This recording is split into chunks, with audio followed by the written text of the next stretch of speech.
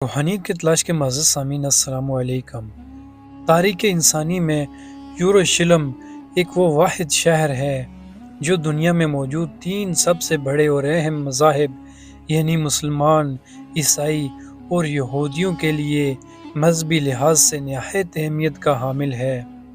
اس شہر کی تاریخ نہایت ہی پرانی ہے اور کئی مرتبہ اس شہر پر حملے بھی ہوئے ہیں جس کے دوران یہودی در بدر ہو کر رہ گئے۔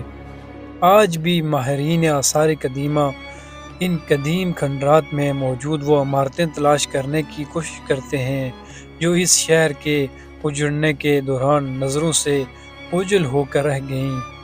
پہلی بار یہ شہر حضرت داؤد علیہ السلام کے دور میں تعمیر ہوا۔ وہ اللہ کے ایک جلیل و قدیر پیغمبر تھے۔ ان کا نام قرآن مجید میں 16 مرتبہ آیا ہے اور وہ پہلے پیغمبر ہیں جنہیں بنی اسرائیل کی بادشاہی بھی عطا ہوئی۔ قرآن پاک میں حضرت آدم علیہ السلام کے علاوہ حضرت داؤد علیہ السلام وہ واحد پیغمبر ہیں جنہیں خلیفہ کہہ کر بھی پکارا گیا۔ آپ کو بادشاہت ملنے سے 1000 سال قبل وہ دور تھا جب بنی اسرائیل سے فلسطین کے اکثر علاقے چھینے جا چکے تھے۔ اس وقت بنی اسرائیل کے حکمران حضرت شموئیل علیہ السلام تھے جو کہ بہت بوڑھے ہو چکے تھے، لہٰذا بنی اسرائیل نے دشمنوں کے مقابلے میں کسی بادشاہ کے لیے اللہ پاک سے دعا مانگی۔ یوں اللہ پاک کے حکم کے مطابق حضرت شموئیل علیہ السلام نے سالہ طالوت کو ان پر بادشاہ مقرر کرنا چاہا، مگر بنی اسرائیل نے انہیں بادشاہ تسلیم کرنے سے انکار کر دیا اور شرط رکھ کر یہ فیصلہ کیا کہ جب تک صندوق سکینہ ان کے حوالے نہ کر دیا جائے وہ طالوت کی بادشاہی کی اطاعت نہیں کریں گے۔ تابوت سکینہ آخر کیا تھا اور وہ بنی اسرائیل اسے اتنی اہمیت کیوں دیتے تھے؟ اس بات کو سمجھنے کے لیے ہمیں تاریخ کے بہت پیچھے جانا پڑے گا۔ دراصل یہ لکڑی کا ایک بنا ہوا ایک صندوق تھا جو حضرت آدم علیہ السلام پر نازل ہوا اور پوری زندگی ان کے پاس رہا اور پھر بطور وراثت آپ کی اولاد کو ملتا رہا، یہاں تک کہ یہ حضرت یعقوب علیہ السلام کو ملا جنہیں اسرائیل بھی کہا جاتا ہے، اور آپ کی اولاد ہی بنی اسرائیل کہلاتی ہے۔ یوں آپ کے بعد یہ آپ کی اولاد یعنی بنی اسرائیل تک پہنچا۔ حضرت موسیٰ علیہ السلام اللہ کے جلیل و قدر پیغمبر تھے اور وہ بھی بنی اسرائیل میں سے تھے۔ یوں صندوق حضرت موسیٰ علیہ السلام کو بطور وراثت پہنچا۔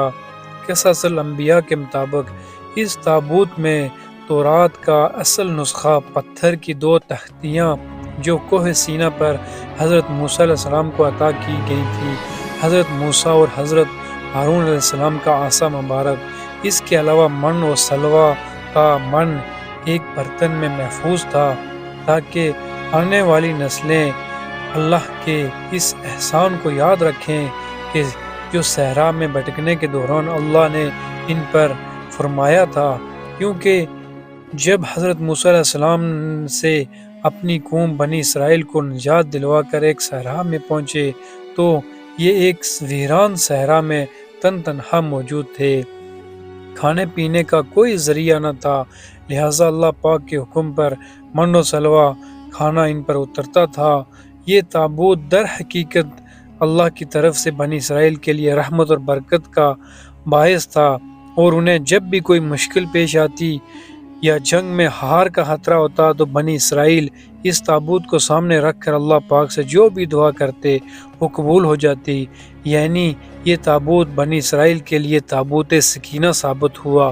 مگر جب بنی اسرائیل گناہوں میں مبتلا ہو گئے، سرکشی اور ظلم و ستم کی انتہا کرنے لگے تو ان کی بدعمالیوں کی نحوست کی بدولت ان پر اللہ کا عذاب نازل ہوا، اور قوم عمالقہ کے ایک لشکر جرار نے بنی اسرائیل پر حملہ کر انہیں تہس نہس کر دیا اور بنی اسرائیل کی تمام بستیوں کو تباہ کر کے رکھ دیا، اور اس صندوق کو بھی اٹھا کر اپنے ساتھ لے گئے اور جا کر کوڑا کرکٹ اور نجاستوں کی جگہ پر پھینک دیا۔ اس بے ادبی کرنے پر اللہ پاک نے اس قوم پر عذاب نازل کیا، یہاں تک کہ یہ قوم طرح طرح کی بیماریوں پر مسلط ہو گئیں اور کوہ میں عمالقہ کے 5 شہر دیکھتے ہی دیکھتے ویران ہو گئے۔ لہٰذا انہیں سمجھ آ گیا کہ یہ جو کچھ بھی ہو رہا ہے وہ دراصل اللہ کا عذاب ہے جو اس صندوق کی بے حرمتی کرنے پر ان پر نازل ہوا ہے۔ لہٰذا انہوں نے فوراً اس صندوق کو تلاش کر کے بیل گاڑی میں ڈالا اور اسے بنی اسرائیل کی طرف روانہ کر دیا۔ اللہ پاک نے 4 فرشتوں کو بھیجا جنہوں نے اس مبارک صندوق کو اٹھا کر حضرت شمائیل علیہ السلام کی خدمت میں پیش کر دیا۔ حضرت شمائیل علیہ السلام نے وہ صندوق بنی اسرائیل کے حوالے کر دیا اور شرط کے مطابق یعنی صندوق سکینہ کی واپسی ہونے پر بنی اسرائیل نے طالوت کو اپنا بادشاہ تسلیم کر لیا۔ حضرت داؤد علیہ السلام نے طالوت کے لشکر میں کم عمری میں شمولیت اختیار کر لی۔ اس وقت دشمن فلسطینیوں کے سپہ سالار جالوت نے اسرائیلیوں کو مقابلے کی دعوت دی، مگر پورے اسرائیلیوں میں سے کسی کی بھی جرت نہیں تھی کہ اس کا مقابلہ کر سکیں۔ تاہم حضرت داؤد علیہ السلام نے اس کے مقابلے کے لیے نکلے اور اسے قتل کر دیا۔ اس واقعے نے حضرت داؤد علیہ السلام کو بنی اسرائیل کی آنکھوں کا تارا بنا دیا اور ان کے دل میں ان کے لیے محبت پیدا ہو گئی۔ لہٰذا طالوت نے اپنی بیٹی حضرت داؤد علیہ السلام سے بیاہ دے دی اور یوں وقت گزرتا گیا یہاں تک کہ حضرت داؤد علیہ السلام بنی اسرائیل کے حکمران بنے اور انہیں نبوت بھی عطا کر دی گئی۔ آپ ہی نے یروشلم کی بنیاد رکھی اور وہاں تابوت سکینہ کی حفاظت کے لیے ایک ہیکل یا محل تعمیر کرنا شروع کر دیا۔ آپ نے بنی اسرائیل پر 40 سال تک حکومت کی، مگر آپ کے دور حیات میں یہ ہیکل بن کر مکمل نہ ہو سکا۔ آپ کے بیٹے حضرت سلیمان علیہ السلام نے اسے مکمل کیا، اس لیے اسی بنا پر اسے ہیکل سلیمانی یعنی ہیکل سلیمانی، ٹیمپل سلیمان یا فرسٹ ٹیمپل بھی کہا جاتا ہے۔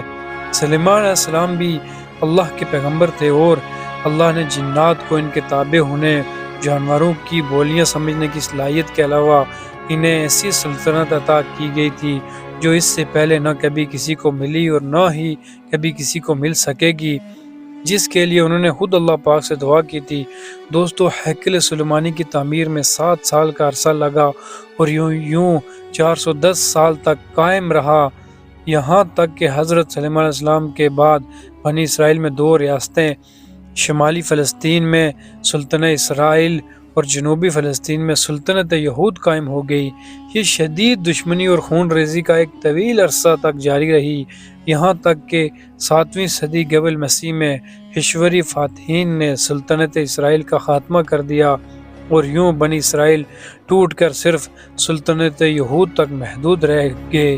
لہٰذا بابل کے بادشاہ بخت نصر نے سلطنت یہود کو بھی تباہ کر دیا اور اس دوران اس نے ہیکل سلیمانی کو بھی مکمل طور پر تباہ کر دیا اور تابوت سکینہ ایسا غائب ہوا کہ پھر آج تک نہ مل سکا، جبکہ یہودی بھی اس حملے کے دوران در بدر ہو کر رہ گئے۔ اس واقعے کے 70 سال بعد ایرانی بادشاہ کورس کبیر یعنی ذوالقرنین، جنہیں سائرس صافدی گریٹ بھی کہا جاتا ہے، انہوں نے یروشلم پر حملہ کر کے بنا کسی خون ریزی کے یروشلم کا قبضہ چھڑوا دیا۔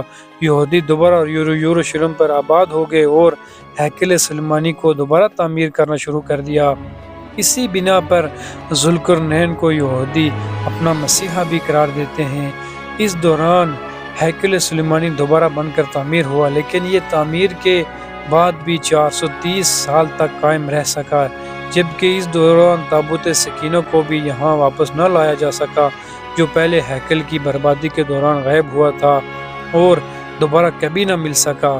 اسی عرصے کے دوران یہودیوں نے رومیوں کے خلاف بغاوت کی ناکام کوشش کی، لہٰذا 70ویں عیسوی میں رومن حکمران ٹائٹس نے یروشلم کو حملہ کر کے تباہ کر دیا اور یوں ہیکل سلیمانی بھی دوسری مرتبہ تباہ ہو گیا۔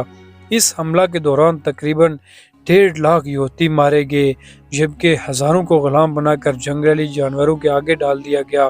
اس خون خرابے کے بعد کوئی یہودی بھی یہ بتانے کے لیے زندہ نہ رہ سکا کہ صندوق سکینہ کا کیا بنا، مگر دوستو آخر میں یہ صندوق سکینہ اس وقت کہاں موجود ہے؟ اس کا موضوع یہ دنیا کے مختلف حصوں سے مختلف دعوے سامنے آتے جا رہے ہیں۔ مثال کے طور پر کچھ یہودیوں کا اس کے بارے میں دعویٰ ہے کہ اردن کے علاقے میں، جبکہ کچھ یہودی کہتے ہیں کہ ایتھوپیا کے گرجا گھر میں ہے، اس کی موجودگی کا دعویٰ کرتے ہیں، جبکہ کچھ لوگوں کا یہ ماننا ہے کہ یہ ملکہ برطانیہ کے تحت کے نیچے موجود ہے، جبکہ ملکہ کے تحت پوشی کی جاتی ہے۔ غرض یہ کہ مختلف ملکوں سے اس کے متعلق مختلف دعوے سامنے آتے ہیں۔ یہ بھی کہا جاتا ہے کہ قیامت کے قریب حضرت سیدنا امام مہدی رضی اللہ تعالیٰ عنہ جب تشریف لائیں گے تو وہ اس صندوق کو فلسطین کی تبریہ نام کی ایک مشہور جھیل سے نکالیں گے، جبکہ ایک قول کے مطابق آپ رضی اللہ تعالیٰ عنہ اسے ترکی کی شہر انتیکا کی کسی غار سے نکالیں گے۔ جب حضرت عمر رضی اللہ تعالیٰ عنہ نے اس سرزمین کو فتح کیا تو رومیوں کے کلیسا سے کچھ فاصلے پر دعا فرمائی، جہاں مسجد اقصی کی تعمیر کی گئی۔ یہودی دعویٰ کرتے ہیں کہ جس جگہ مسجد اقصی واقع ہے وہاں ان کا معبد تھا۔ مسلمان اس جگہ کو اپنے لیے مقدس سمجھتے ہیں۔ یہودیوں کا عقیدہ یہ ہے کہ مسجد اقصی کو شہید کر کے اس کی جگہ ہیکل سلیمانی کی دوبارہ تعمیر کی جائے گی۔ وہ ہیکل کی ایک ماندہ دیوار واقع دروازے کے متعلق بھی سمجھتے ہیں کہ یہ قیامت سے قبل ان کے بادشاہ کی واپسی کا راستہ ہے۔ وہ سمجھتے ہیں کہ جب اس دروازے سے ان کا بادشاہ نکلے گا تو اس کے پیچھے تمام مردے اٹھ کھڑے ہوں گے۔ ماہر آثار قدیمہ اور یہودی اسے ڈھونڈنے کے لیے سر توڑ کوششیں کر رہے ہیں، مگر در حقیقت یہ اس وقت کہاں موجود ہے یہ اللہ کے سوا کوئی بھی نہیں جانتا، اور یقیناً جب تک اللہ پاک اسے خود نہ ظاہر کرنا چاہیں اسے کوئی بھی کبھی بھی نہیں ڈھونڈ پائے گا۔